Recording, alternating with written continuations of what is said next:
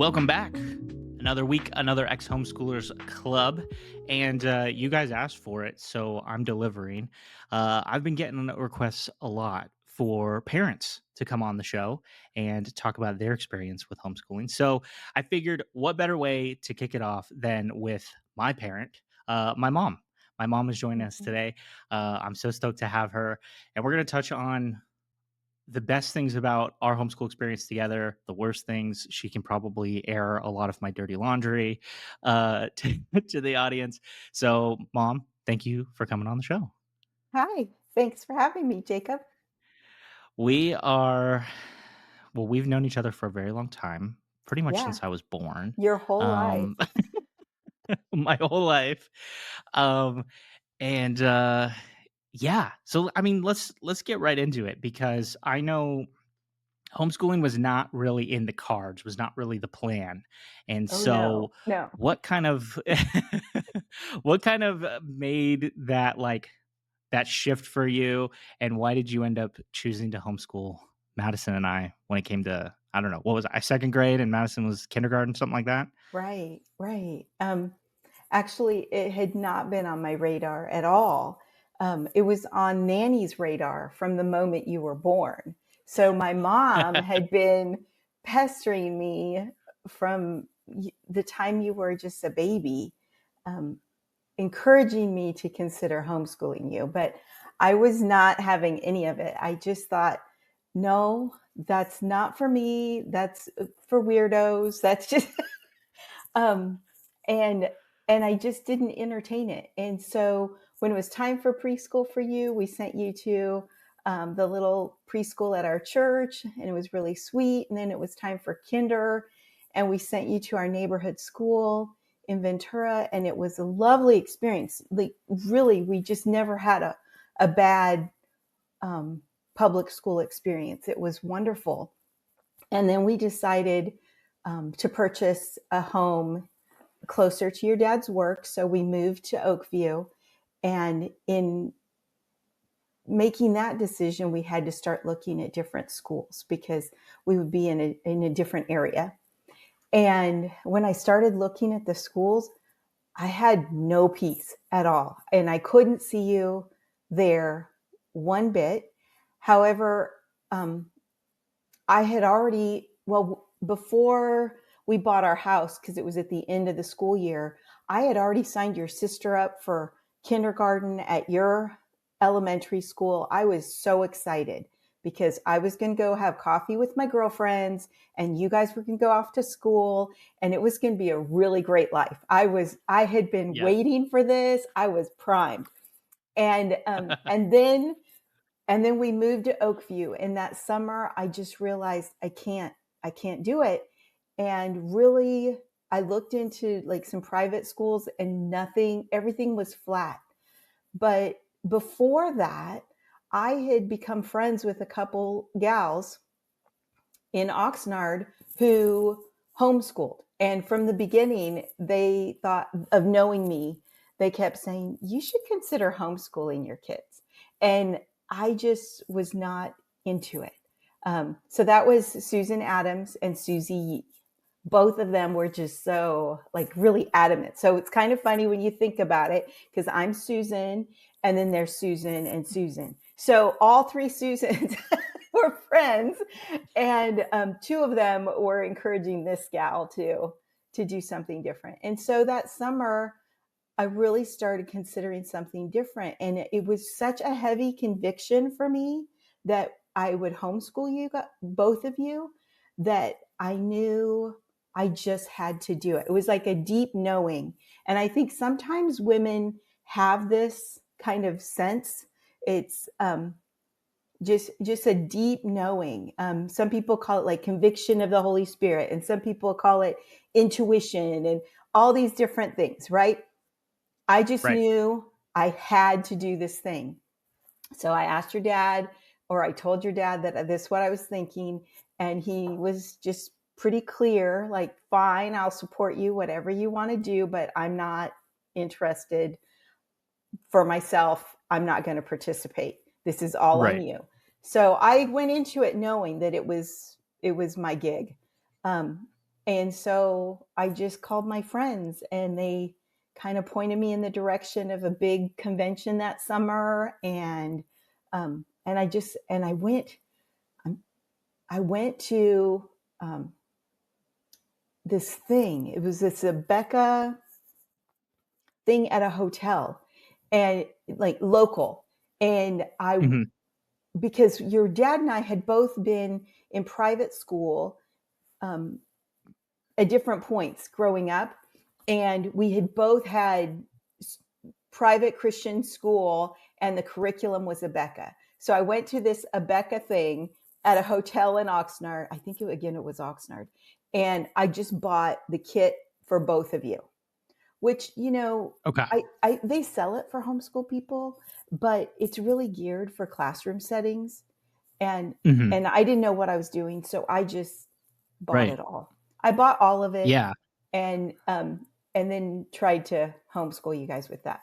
Um, it was a disaster, but I but was gonna that's say, I okay. was like, that first year was really rough from what It I was remember, horrible. because I It just was remember it was just yeah, like, it didn't fit, it didn't work, it was just like, yeah. I don't know, not that we didn't learn, we didn't we learned stuff, but it wasn't fun, it wasn't like, Oh I no, don't know, it just wasn't, yeah, it and wasn't I don't fun for any of us.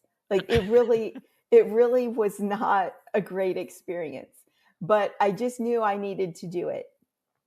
And that year I learned a lot. I learned what not to do.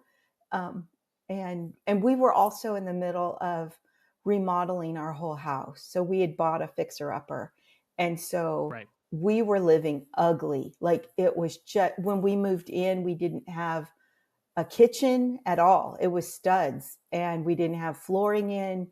We didn't have any doors, interior doors in our house, so no one yeah, had privacy. Um, yeah, it was really really rough and really dirty and stuff. And I was trying to homeschool you guys with all this Abeka curriculum.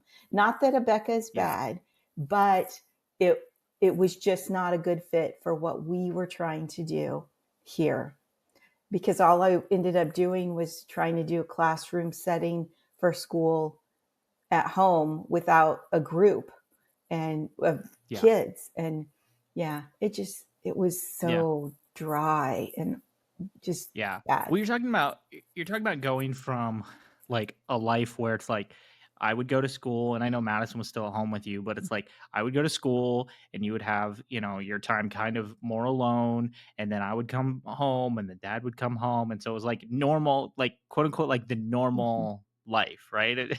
You Mhm. know? And yeah, and then we move, and it's like, not only is it like all of a sudden I have the kids all day long, but yeah, like you said, it's like our house was a disaster. We didn't have baseboards until I was like in high school. Um in our house, like, and I mean, it's taken what, 20 years for Mhm. you guys to basically finish it, Yeah. and be like at a point where you're like, okay, it's pretty much there now. Yeah. So But in time for everything to start needing to be replaced, right? right. Right. Yeah. So obviously Abeka didn't wasn't working. And did we do it for the full year? That's what I don't remember. Is like, did we Yes. just push through for the full year? Okay. I am no And quitter. then Which is really a downfall in some ways because it was not working. But I didn't make you do everything. I ended up okay. getting advice because that first year we also joined Achieve and Group Solutions. So that first year I had support in those ways. You were signed up only for fun little classes, and Madison was in kinder there. And so she was having a good time 2 Fridays a month. She had a great school experience. The rest of the time, yeah, it was rough. But I was able to meet people who were able to say, "Oh yeah, you don't need to do all that stuff, and there's better there's better curriculum out there to help you at home." And then I was also figuring out that I was hitting a wall with your sister, with some of her educational things, and I needed to learn how to teach her in a different way. Um, Yeah. so that. so there were multiple things at play there. But we made it and we didn't kill each other. So that's Yeah. good. We all still Yeah. talk, like I have a relationship with you. I have a relationship with your sister. So I'm like, hey, we won. Yeah. But y- yeah, it was a rough start. But Yeah. thankfully, we immediately were in a community of people who were able to point me in a direction that was helpful. Yeah. So I was gonna say when it came to that next year, trying to choose curriculum and knowing like, okay, Becca's Mhm, not working, mhm. was it then like just mass overwhelm? Or I mean, you said you had people in your life who were kind of pointing you in directions, but I know as we got further along, it's like we found like Matthew C really worked well for our family. So we kind of like went Right. down that path and really bought into that. And then like I know with English, we had like a particular English that we did for a number of years and things like that. So was a lot of that just coming from recommendations from other people, or because I know we would go, was it the Chia convention that we would go to every year and they had like their whole convention floor and stuff? Yes, I would go to the Chia convention. That was very helpful. I read a couple of books that were helpful, and one of them was about classical conversation by, I think her name was Susan Wise Bauer, and it was a classical approach, but she made some recommendations that were very helpful. And and so that's where I got some of my educational tools, like the grammar. She's like, this is solid. If you do Mhm. this, there. And she was, I believe, a college professor. So if you teach them this, they're gonna know Right. enough, right? And Yeah. so, and really at that point, that was where I was mostly concerned. I wanted you to have the freedom to go to college if you wanted, but I had had an educational background that was rather lacking in some of my early years. And so there had been some gaps. But I had made up for them in later years in junior high and high school. So I knew that if there were some gaps along the way, we were going to be fine just so long as we figured them out before the end and you were able to learn. And part of it is just learning how to learn.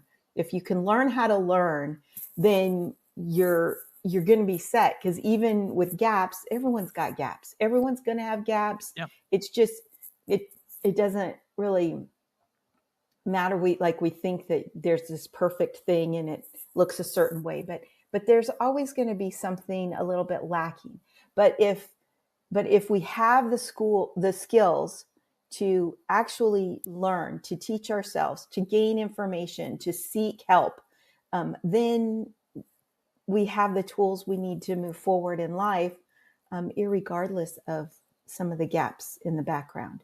So Yeah. I kind of knew that, but I was still scared. Like I didn't, I hadn't been down this road before, so I Right. was just Right. Well, really nervous about how it was all gonna pan out. But yeah. I did get help, and I really like to research things. I'm I like to study myself, search out information. I'm very curious as an individual. I was a trained investigator. This is my thing. So, so I just went to town on that, and then I would Right. figure out enough to make me a little bit dangerous, but a whole lot of helpful and move us forward.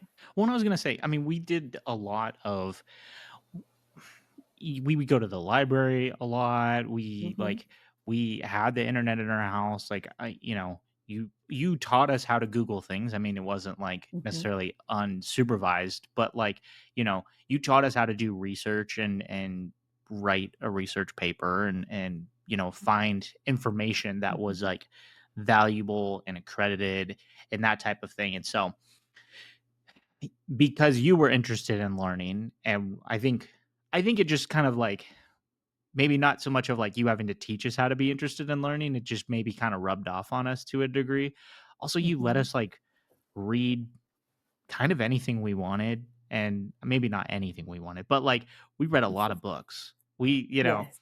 anything we were interested in, we got to pursue knowledge in that area. And so like when I was into pirates, it's like, well, what do? We researched like every type of pirate under the sun and like what does that look like, and it's like, getting into medieval history is like, oh, this is really interesting. We'd read everything we possibly could read and go to, Yeah, yeah. this and that and the other. We'd go to museums. I mean, remember going to like the Ronald Reagan Museum a ton as a kid, Mhm. and Yeah, learning and read, not even just like going, but like going and then reading like all of the plaques and like then having to like answer questions afterwards and stuff like that. So I think you like instilled much more of a desire to like know, if that yeah. makes sense. It's Does that just make sense? curiosity, yeah. Yeah. It's good to be curious about things and then to have tools to be able to learn more about whatever it is. And so we we wanted to foster that in you. Well, at the same time that we were doing these things, we were also remodeling our whole house ourselves with a Right. lot of help from Google.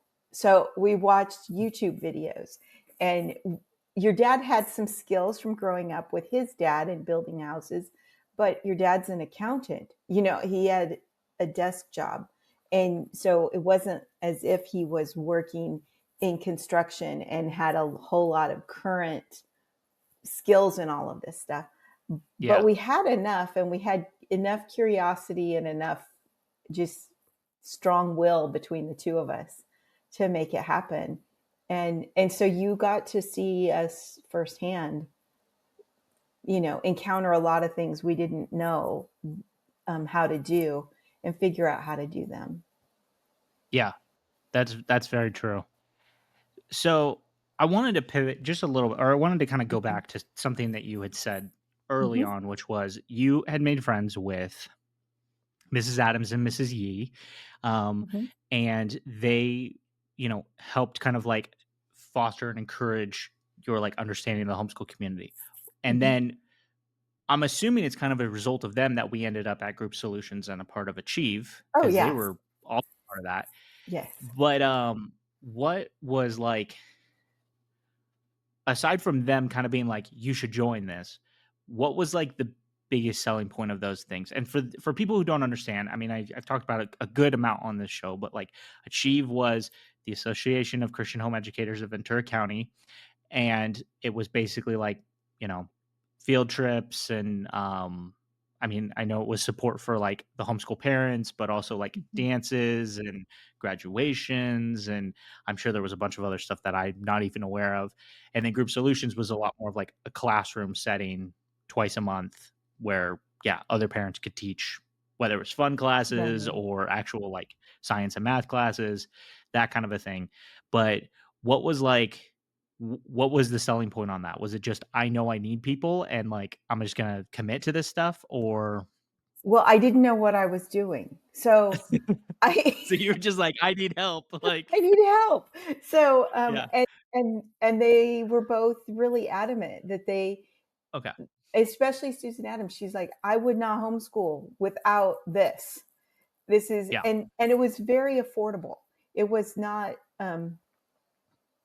it was not outrageously expensive. So at that point, it was just kind of a no-brainer that we would yeah, join those. And then they helped me know when to register our school with the state of California and do, that kind of more legal procedural stuff that is necessary for running a school. And so yeah, I just listened to my friends and did what they told me to do.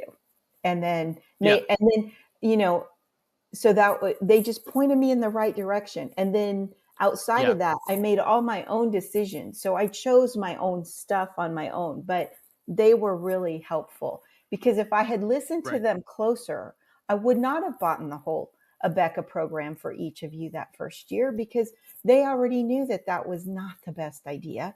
But I just needed to go the safe route for myself, yeah, and your dad and I both knew that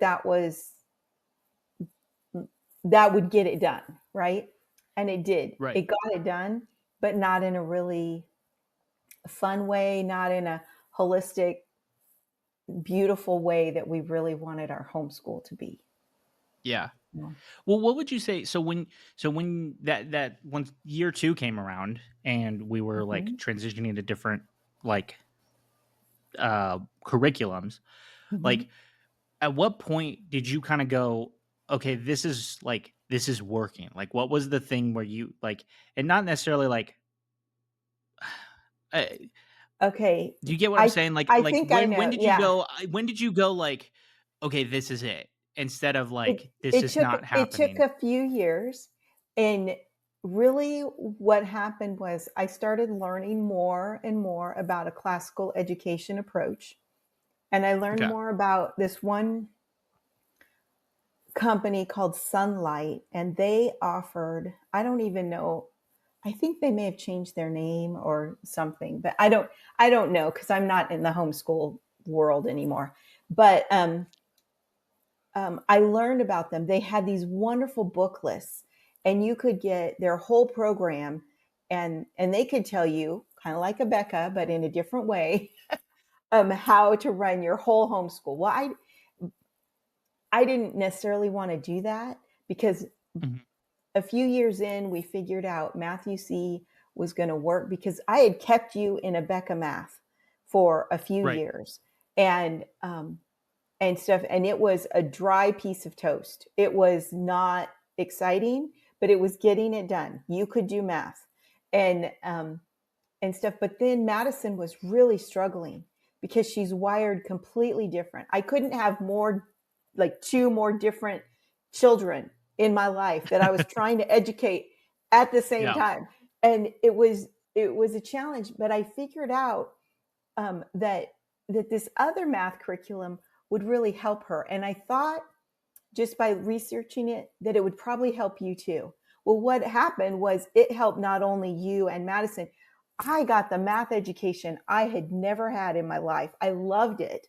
Um, and I feel so much more adept at math now um, than I ever had before. And your dad's an accountant, but I was a literature major in college. I could happily read books all day long. Um, but I I seem to like kind of come alive with math when I was helping you guys with Abeka. And then we actually ended up having a friend come in and do math with you for a while. And that was really fun. And it was good for you because you got a challenge. I remember you would compete against each other. I didn't even have to try to create the competition. You guys naturally would just be a little bit competitive. You wanted to learn more faster. You wanted to get the better grade. All that stuff. It was really kind of this fun thing to see happen because it didn't normally happen in our homeschool Yeah. with, because everyone's education in this household was very individualized. Yeah, and, well, I was gonna say because yeah, I mean, shout out to Caitlin Gibbons for being my mouth buddy for many, many years, and even to Yeah. this day, whenever we do see each other, it's always Yeah. math comes up. That's just what Yeah. happens.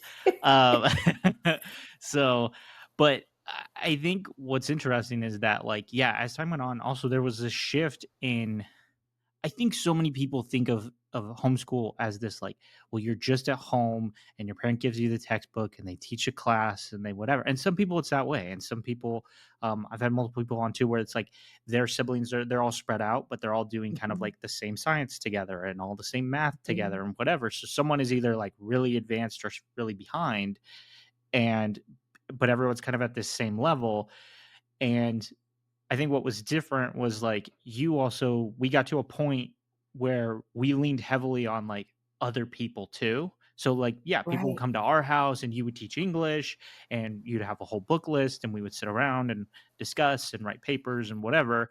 Well, then we would all go like to the Lamos house and we do science at the Lamos house or Mhm. everybody kind of had these like places that they would go and these people that would be that person, right? That teacher figure, but it Mhm. was kind of all the same group of people. It was like the same 6 kids, and we would just kind of bop around at different people's houses. So even though we had like Mhm. something like group solutions, there also was just like a micro version of that happening in the Ojai Right, Valley. right. And when you were still in elementary school, we joined forces with a couple of other families and we did some science together at one point. We did our history together.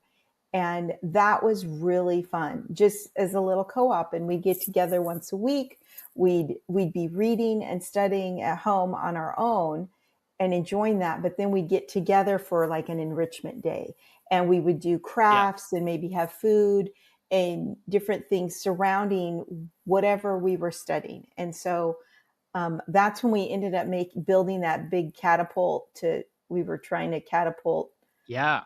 we the goal was to catapult um, produce, like expired produce from our vegetable garden, um, over the cliff because we Right. we live on a bluff and stuff. But we couldn't get the trajectory quite right to make it happen, to clear the fence and like all that kind of stuff. So we ended up moving it to the front yard and using it to pelt you guys with water balloons in the front yard. And everyone had a good time. And Yeah. it fit with what we were studying in history, not the water balloons, but the catapult and this idea Right. um, in history. But then there was the mathematical component of like how you get the arc and the angles and the all that stuff to work Right. just right and stuff. So it made it fun. And Yeah. we, I think you did have a good time at those little co op things that we had with small gatherings of like two or three families where we would do that. But for me, it was my lifeline because Mhm. one of the things that I didn't realize going into homeschooling was um, kind of how really all consuming it was going to be. How, like, I made this trade off, but um, I, I, I had a lot of responsibility, not just while I was teaching you, but thinking about processing and preparing to teach you guys and how it limited my capacity in other ways to cultivate friendships and stuff like that. And I needed that really badly. I'm not a big group kind of gal, but I do need friendship. I'm you know this, but I have an identical twin sister. So from the very beginning, I entered life with a partner in crime. So I've been used to having like close personal connection with at least one other person that's my peer and stuff. And homeschooling um, like really pointed out my need for that more than ever before. I Mhm. just needed that. And so these small co ops really helped. And then our community of friends up here in the Ojai Valley really made a huge difference. And so that's where it got really good. But it took a few years to get that Yeah. really in the flow, right? Yeah.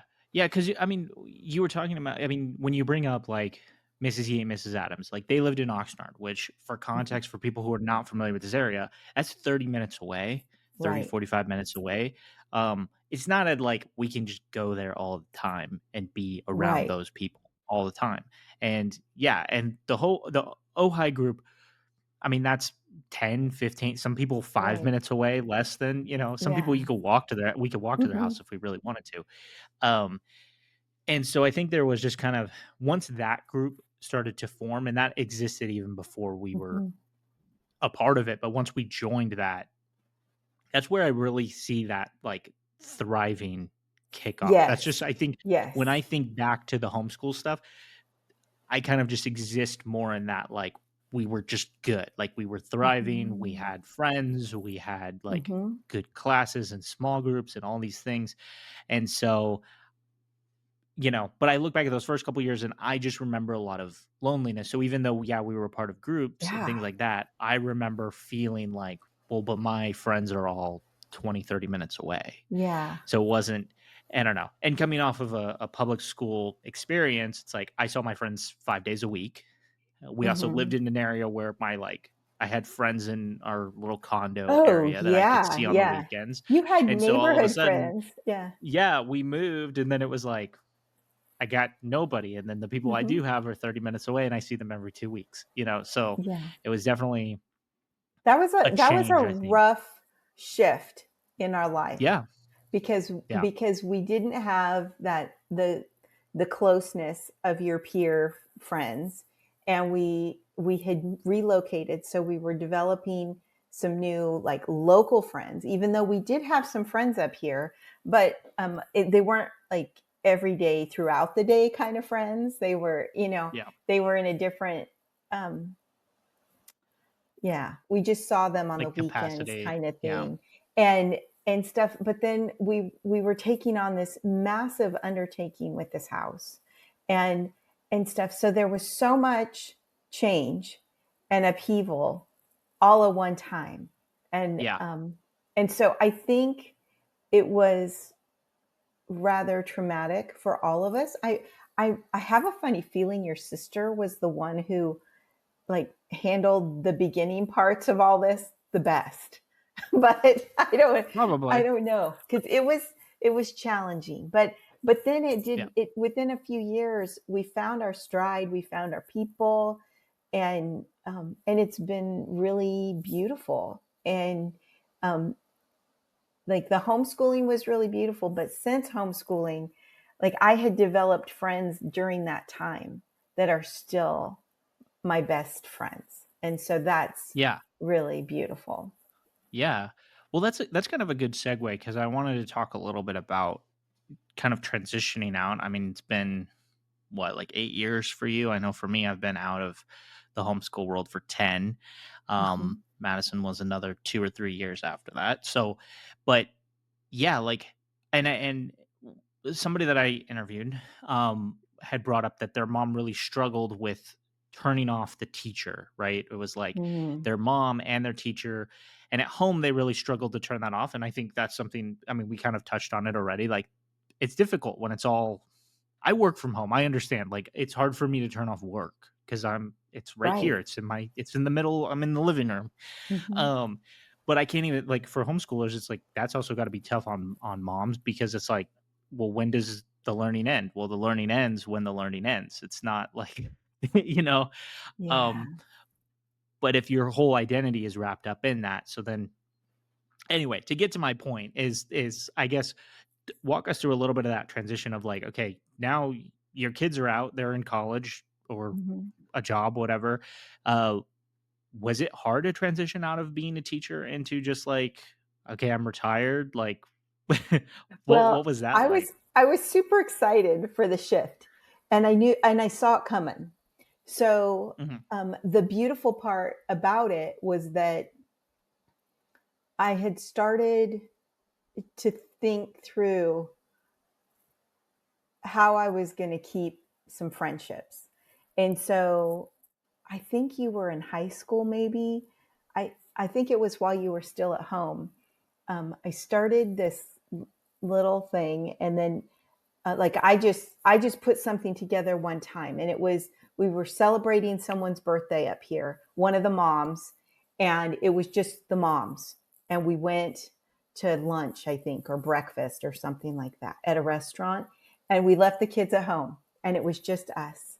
And then we started doing this thing up here where we would meet for someone's birthday, and and that's all we would gather around. We weren't trying to be like learning something new for homeschooling or somehow fix our kids or like whatever, right? It was just a group of women getting together, but we all knew each other from this one thing. And so then one time we were together, like I I started this, but then everyone just kind of would take the lead when it was someone's birthday and someone would get us all moving in the right direction. And one of these days we were together and Melinda asked if any of us were interested in a book club. And a bunch of us raised our hands. And And that day, but not all of us, but that day we formed a book club. Now, I was still homeschooling Madison by the time this came around. I think you were gone. I think you had already left for college. And we formed a book club. Well, after we formed the book club, the birthday lunch thing kind of went away. And it was just about the book club. So now it was even a smaller group. Um, but we were in the process of transitioning out of homeschooling. And so it was really vital that we cultivated a group that met and was intentional, but not around homeschooling. And we were just reading, and we got to pick whatever books we wanted. We would just take turns, and then so it was just kind of a really nice segue into something good there. And then the other thing that was helpful was we had been taking you guys to the beach, or I had been taking you kids with other homeschool families to the beach for years in the summer. And on Fridays, it was always the same place, always the same, it was just what we Yeah. did. And stuff. And once you guys all grew up and went away to school or got married or got jobs or did whatever you guys have all done, we still kept going to the beach.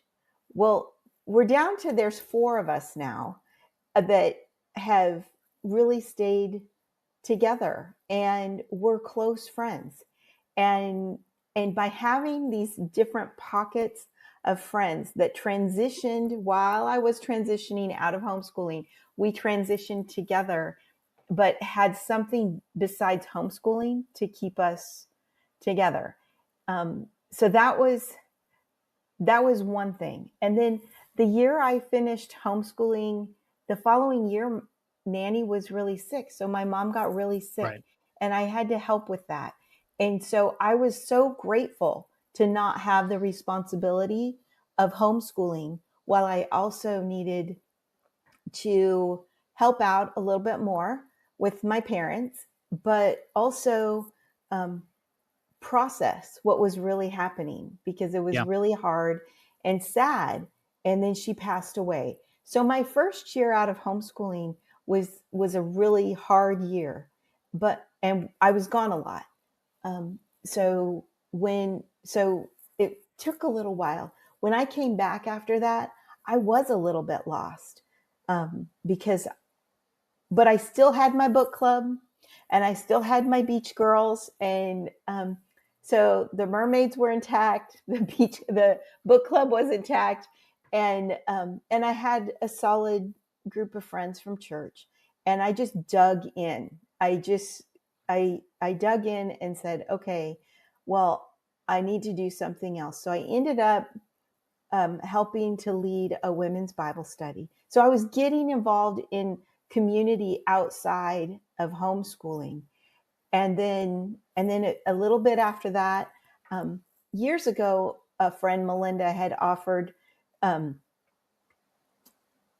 that she was going to be taking this, trying to get into the Master Gardener program here in Ventura County, and asked if I would be interested because she knew I liked to garden.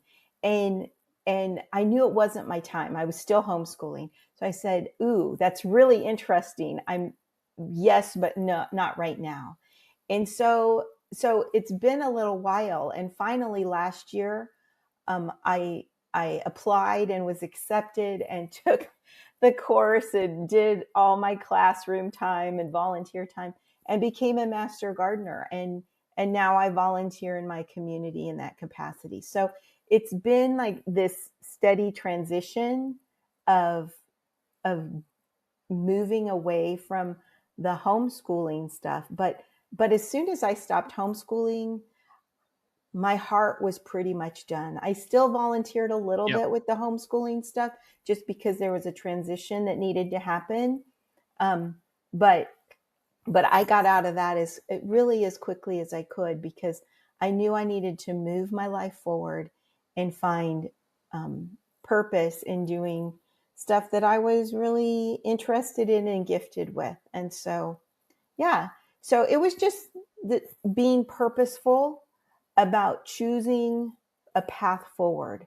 I think was really important, and seeing it before it arrived, like being forward thinking, like I knew you guys were going to be leaving home and going to college and having your own lives, and making a plan for what my life was going to be about when that happened, and and stuff. But I think I've just been kind of a planner like that, um, for a while, because since you were really little, I was always telling you, okay, so when you grow up and you're 18 and you decide, if you want to go to school, like where you're going to go to school and where you're going to live and all this stuff, I was always planting the seed for you Yeah. that there was this time in the future that you were going to go do this thing. You were going to move beyond our home, and we talked about it like it was the most normal thing in the world. So I was preparing my heart for it, but also preparing you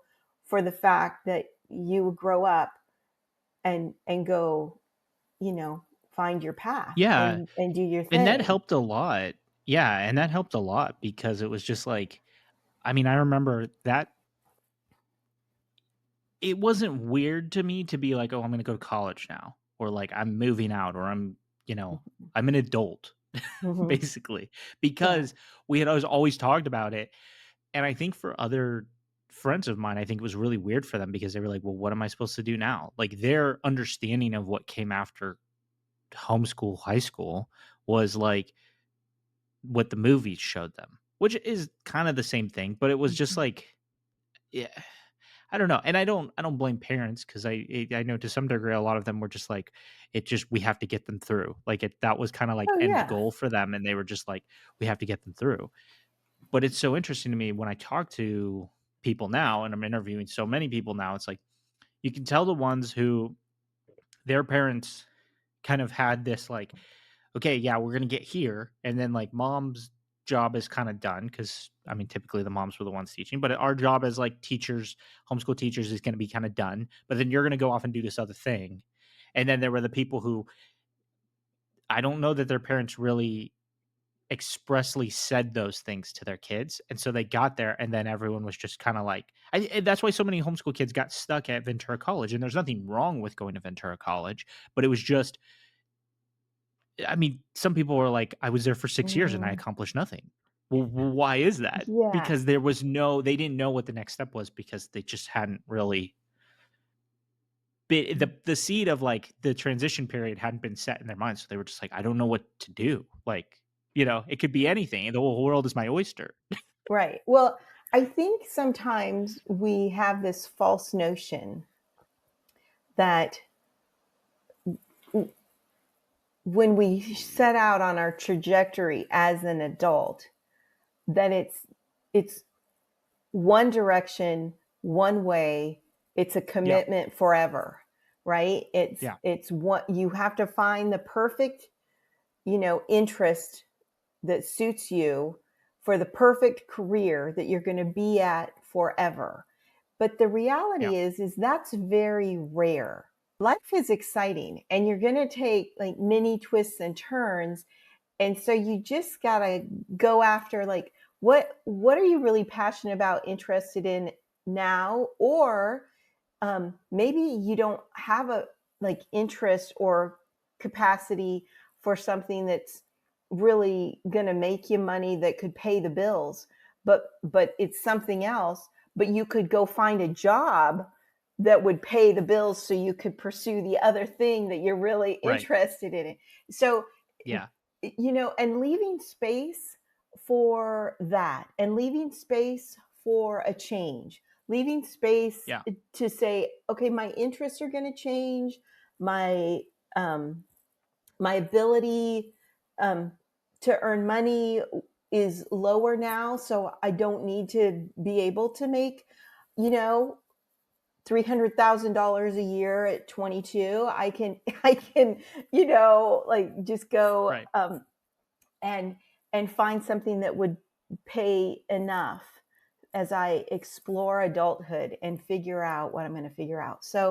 Um, yeah, so it is kind of hard because we don't talk about these things a whole lot in our culture, and Yeah. maybe the conversations are going to pick up, but um Yeah. but I think a lot of times we have that idea like, well, I better pick the right major and get the right job Yeah. because I'm going to be doing this forever. And Yeah. that's not always the case, and we need to take that pressure off young people to Yeah. have it all dialed in. Yeah. Yeah. Well, let me tell you something that I think, I mean, you taught me this, and I think, I mean, I was raised. We went to church. I was raised a Mhm, Christian. I mhm, was a Christian. I'm not a Christian anymore. But one of the things that I so vividly remember about, for me, high school was 2010 through to 2014. And during that time in the church, there, for whatever reason, was this massive emphasis on the will of God and what is the will of God in your life. mm. And I think people took it the wrong way. And to backtrack a little bit, you would, years before that, you had made me read the Westminster Catechism. Oh, And yeah. one of the first like sections of the Westminster Catechism is about the will of God. And it's like the will of God is to honor and glorify him forever and believe in Mhm, him, and so you're with him forever, mhm, right? And so my understanding of the will of God was that it doesn't really matter what I do as long as it was to honor and glorify God. I was doing the will of God. And so, and then he would make it abundantly clear if the job I was in or the person I was mm, with was the right person or the right thing to be doing. And so when it came to in high school, when we're all trying to figure out what to do, yeah, I was like nervous about like, well, what am I going to pick for a career? When am I going to do this? But I had this like understanding that it's like, it doesn't really matter because I was a Christian at that time. So it was like, as long as I'm doing something to glorify God, it doesn't really matter because it will all work out in the mhm, end. He'll make it abundantly clear what I need to be doing. And I think a lot of my friends got stuck on this like, well, what is the will of God? What mhm, is his like divine thing that I have to do? Like, am I supposed to be like the next big New York Times bestseller and author? Am I supposed to be a doctor? Am I supposed to be a rocket scientist? Am I supposed to be all these things? And so these people got stuck mhm. because they were like, I don't want to mess up and I don't want to make God angry. And it's like, well, you're not do but by doing that, you're not doing anything. So Right. it's no wonder you're just kind of stuck in this perpetual motion. And I know not everybody was a Christian, but it just, I don't know, I think it gave me a little bit more of an emphasis because when I got to college and I realized really quickly that the degree I went in for was not the thing I wanted to do, I had no problem then just being like, okay, well, I'm going to do this other thing that I'm really interested in. So Right. my pivot was just easy and quick for me because I wasn't afraid that Mhm. I was like going against the will of God at that point. Like, I don't know, Right. like, Right. I hope that makes sense to people Oh, because it like makes well, it makes sense to me because that's totally what I think too. but Like, I think to your I point, it's like there is no set like you have to do this forever and have to. I mean, what's the stat on mhm, this point? I mean, I'm gonna make up a number off the top of my head, but it's like 70% or some crazy number that it's like you go to college, you get a degree in something, and most likely you're not gonna work in that field.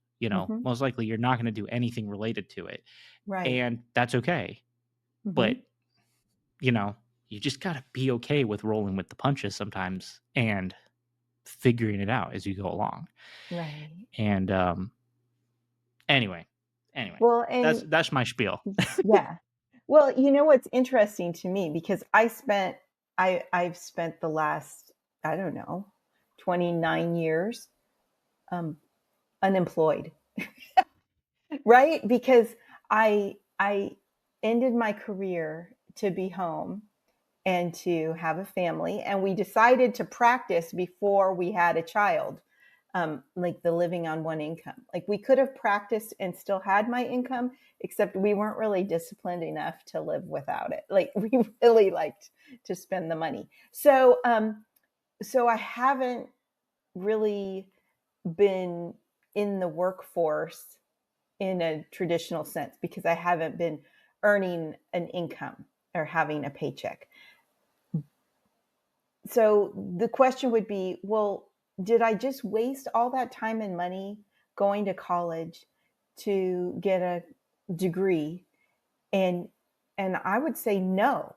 I didn't. Yes, it helped me get my first job out of college, and it was very helpful at the time, and it provided some things that were helpful. But then after that, the skills I learned doing that have always been helpful in different ways. I developed relationships, friendships. I found a husband. Well, we didn't get together till later, but I met him there, Yeah. and like there are so many wonderful things that came of that experience, and I don't think that it was a waste in any way. I think it was purely beneficial, and I'm glad that I had that experience. And then I did get to dip back in when I taught literature classes in the homeschool community, because that's like really what I loved to do. But then once your sister finished high school, I didn't want to teach high school classes anymore or junior high classes anymore.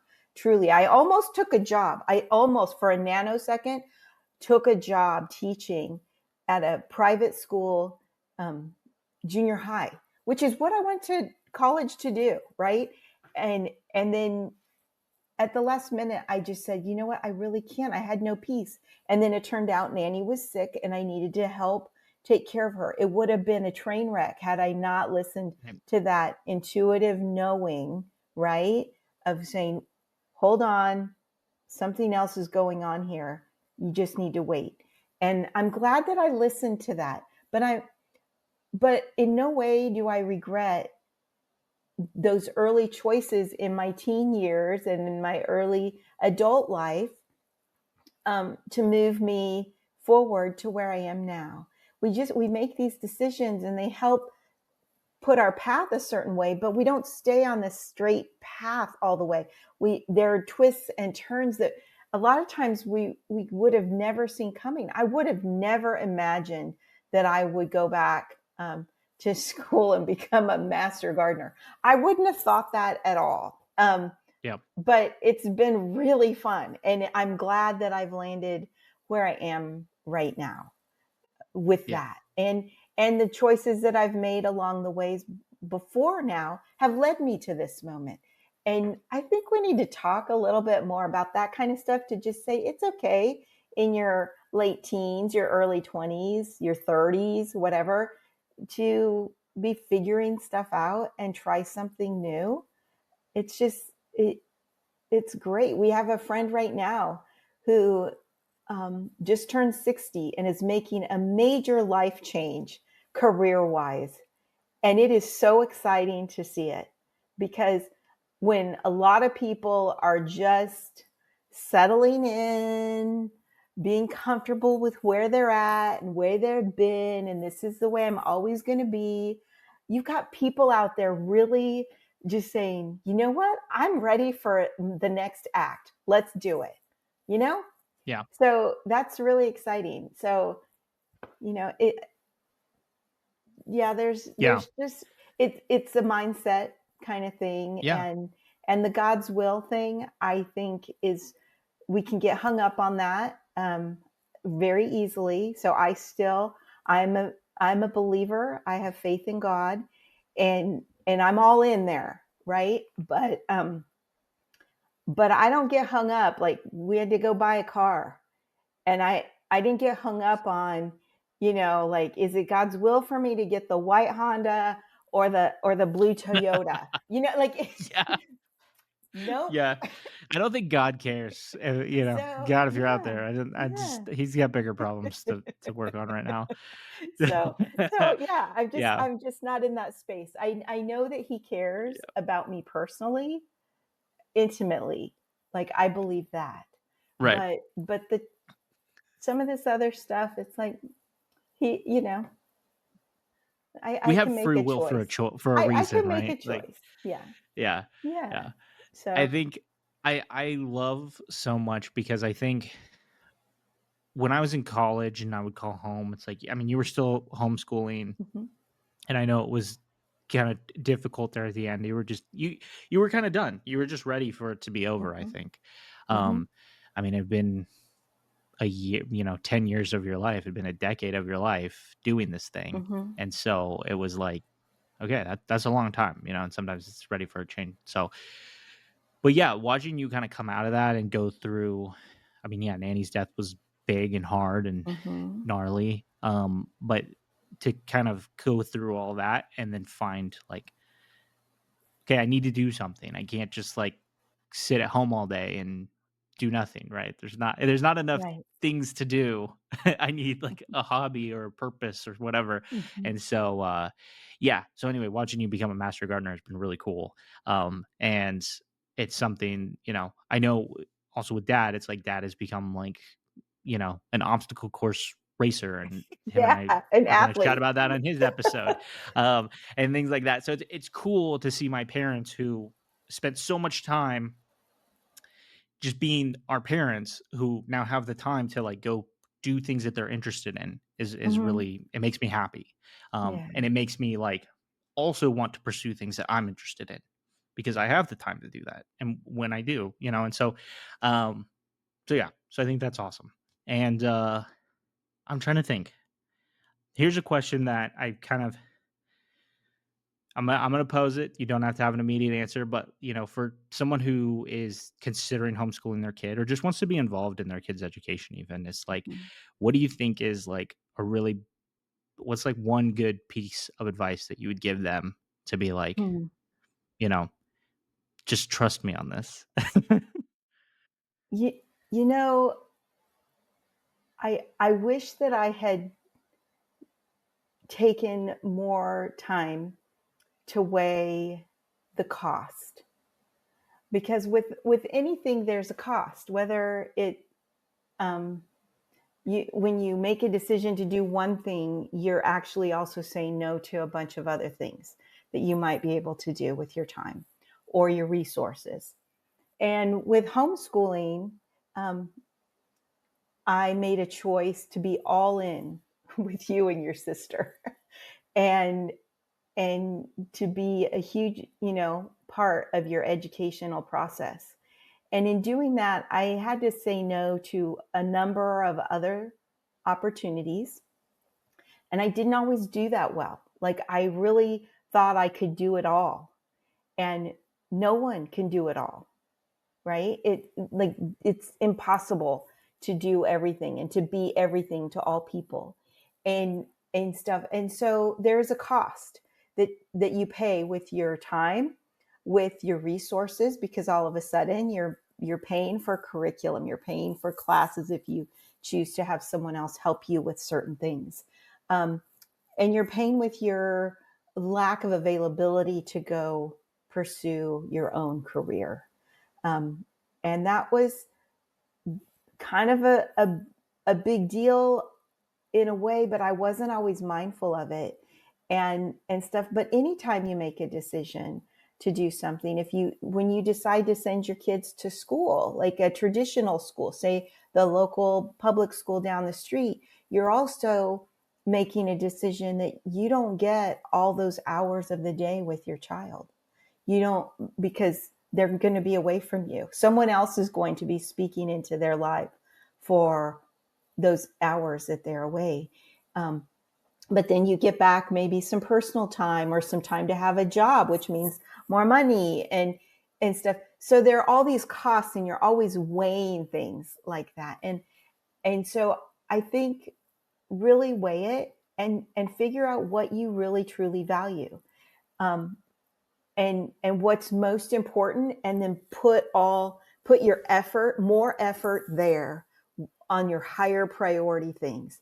And I'm glad it ended up the way it did with you and Madison and your dad and I here in our homeschool, because it was beautiful. But I wish that my eyes had been wide open to that truth, and I wasn't continually also trying to pursue being um, involved in so many other things outside of it. And if I could, because I did go all in with you, but at the same time, in the back of my mind, I'm going, well, I can still, be really involved in church, and I can still, travel to go visit Nanny and Poppy whenever I want to, and all this stuff. And it's like, well, you know what? I really need to be all in, especially the minute that we decided to remodel an entire house while also homeschooling. That was a big thing.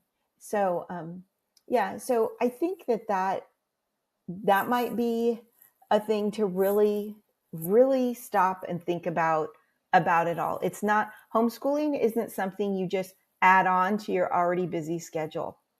It's not going to work out well. And you Right. see that happening sometimes where where people are homeschooling, then they're not homeschooling, then they're homeschooling, then they're not homeschooling. Like this in and out of school. And sometimes that's for other reasons. And sometimes it's just because it's a little flighty, right? It's a little like, haven't, I can't do all the things. Oh, wait, but I liked it better when the kids were home. I'm going to pull them back home. Oh, wait, I can't do everything. It's just, Yeah. it's a tough one. So, um, Yeah.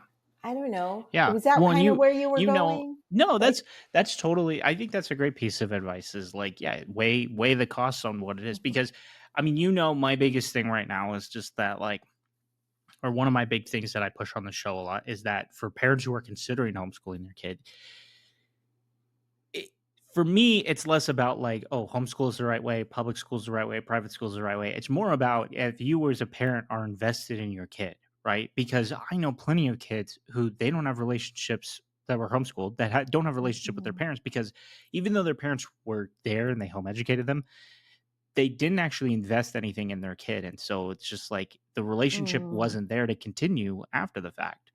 And so to me, it's less, I'm a relationship guy. That's just who I am. mhm, If you haven't picked it up on the show, my mom said it mm, earlier. She's like, I did better in the small groups of like 6 kids coming to our house than I did at like group solutions where there's, mhm, 300 people running around.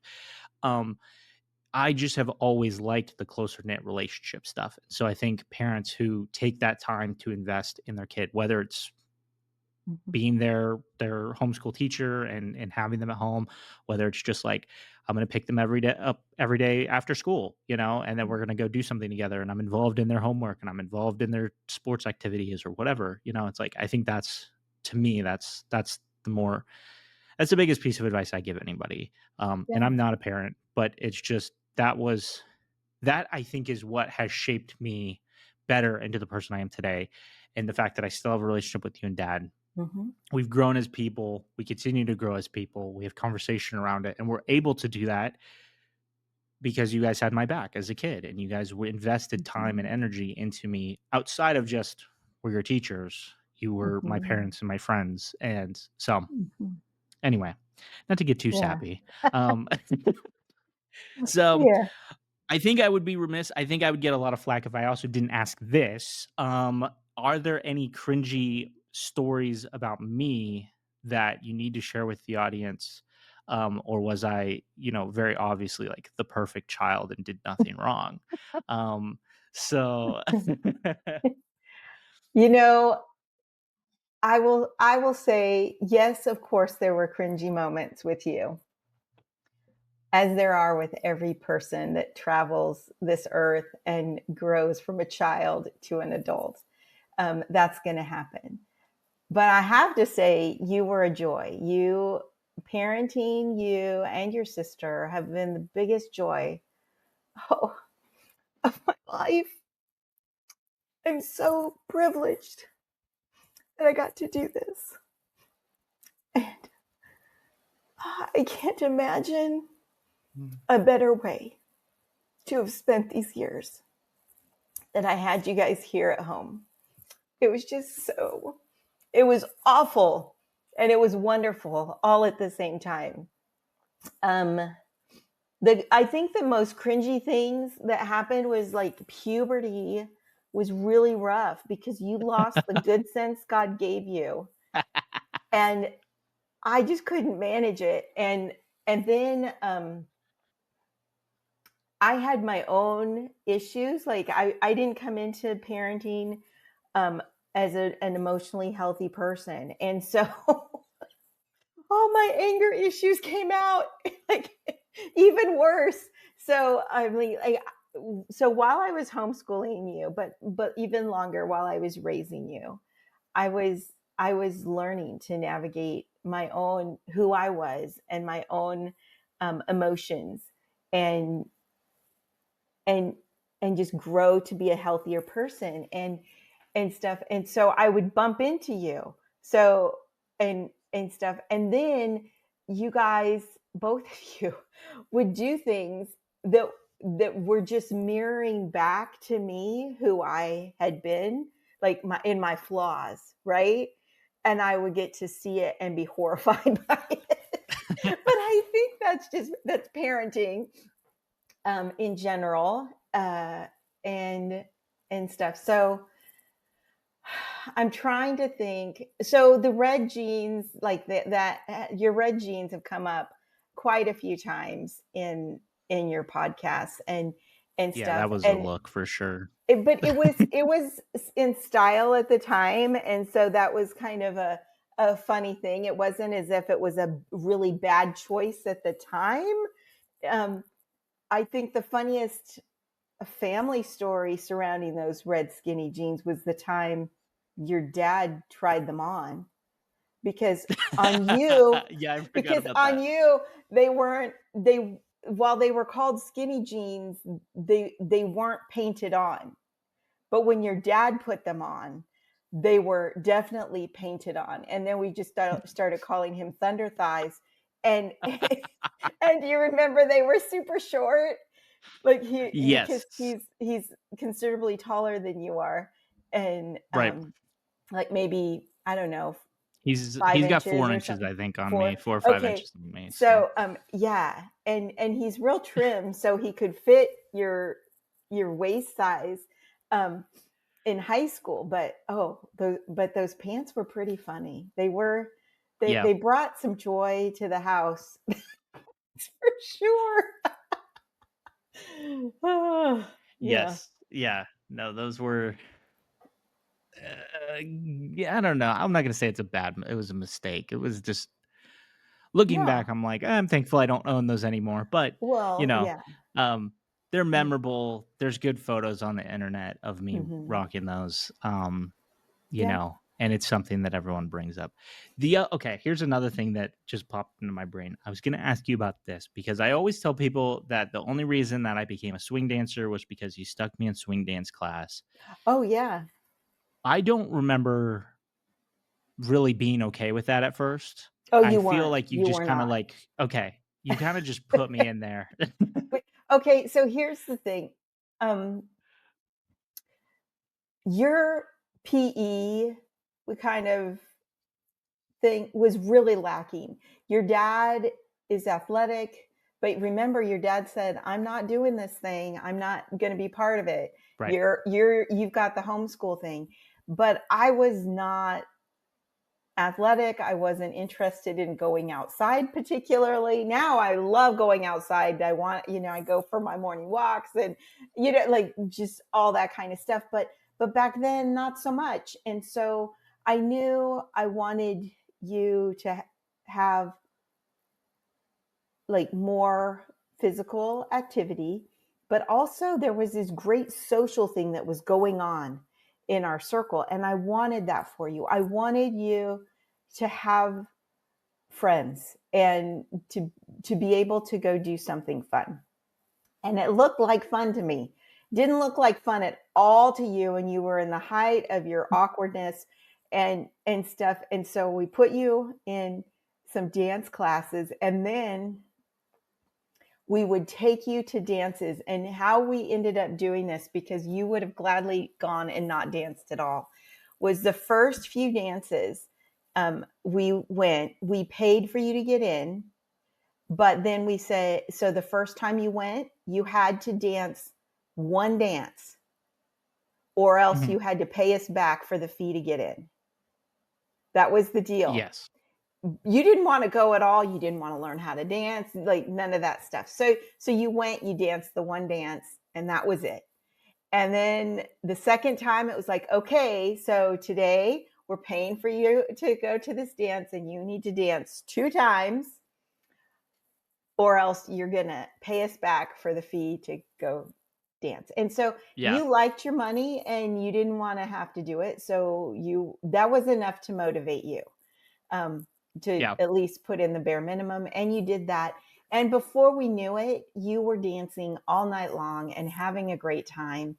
And it just kind of snowballed from there. But it was hard and painful. But that's any time you do anything new, stuff is just painful. It requires more of us, to put ourselves out there and stuff. And I'm so glad that you had the experience that you did. And at some point, we would have let you just not go if you were super miserable. But we knew you needed to give it a little bit of a try, and stuff, and it worked out.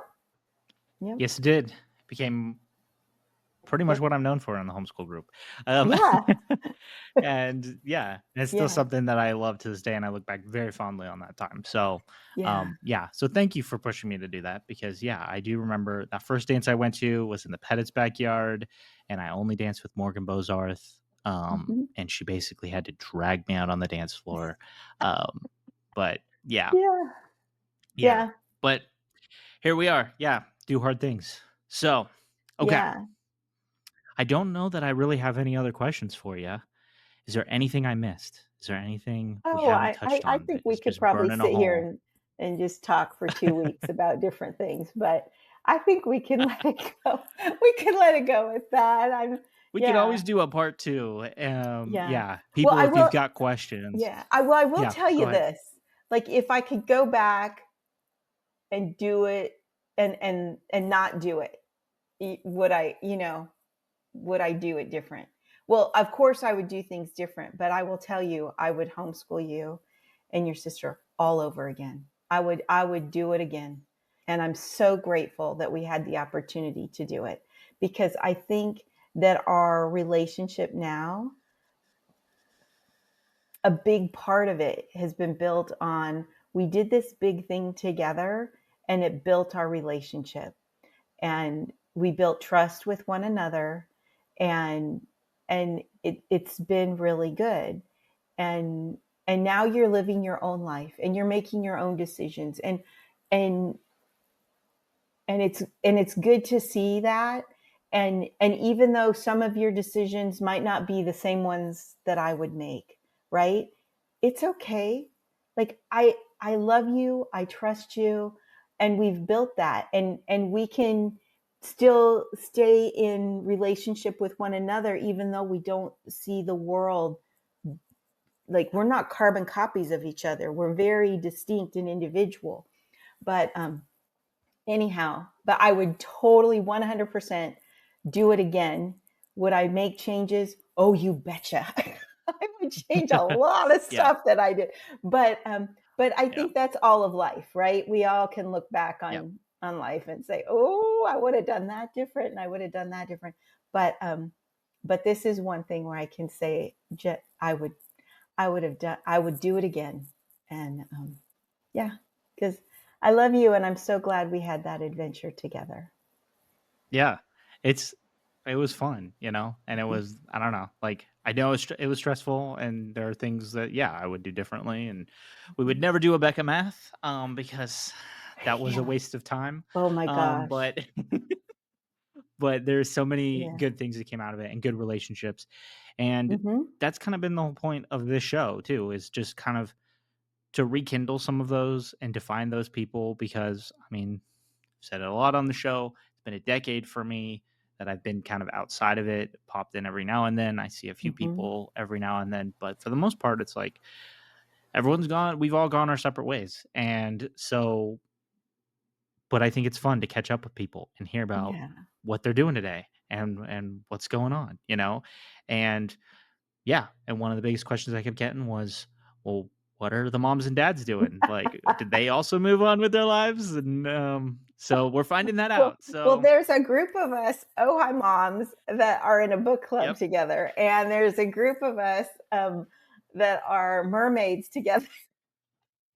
yes, Friday the mermaids go to the Fridays at the beach every beach. Friday. Yeah, Yep. and we just love each other, and we've just developed a friendship, and so that has spawned something really, really beautiful for all of us. And Yeah. yeah, Yeah. And the nice thing too is you guys aren't limited to just being homeschool moms anymore. Like maybe it right, birthed out of that, but it's like right. you're not limited to that None of any us are longer. And so homeschooling anymore. We're all retired. exactly. It's wonderful. Exactly. Yeah. Yeah. Well, for the audience, if you've got questions, if I didn't ask my mom the right things, you let me know. Shoot me an email at exhsclub@gmail.com or shoot me a DM on Instagram at EXHS Club. Yeah, on Instagram. And yeah, let me know because we can always get her back for part two. Or if there's a parent that you want to hear from and you want to know the deep, dirty, dark secrets of one of your homeschool friends, I will do my best to get to the bottom of it. I can't guarantee anything, but I will try my darndest. This has been the Ex-Homeschoolers Club. And yeah, I hope you guys tune back in next week. My dad's coming on very soon. So stay tuned for that and more Mhm. parents to come. More big things are in the works, guys. You wouldn't believe it. State of the Union address coming very soon as well. So stay tuned. All right. Until next time, peace.